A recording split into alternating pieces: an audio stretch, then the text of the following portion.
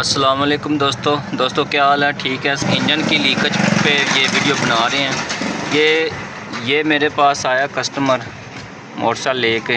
ये कह रहा है इंजन के नीचे से ना तेल इंजन का लीकेज हो रहा है। मैं काफ़ी मैकेनिक के पास गया हूँ लेकिन उनको लीकेज का नहीं पता चल रहा।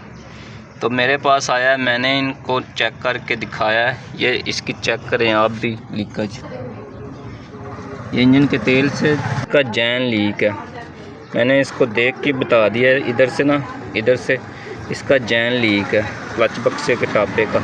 तो अभी मैं इसका आप खोलता हूँ इस टापे को, फिर आपको चेक कराता हूँ, फिर आप देखना बताना। ये चेक करो, ये इसका इधर से जो है ना, इधर से जैन लीक है इसका।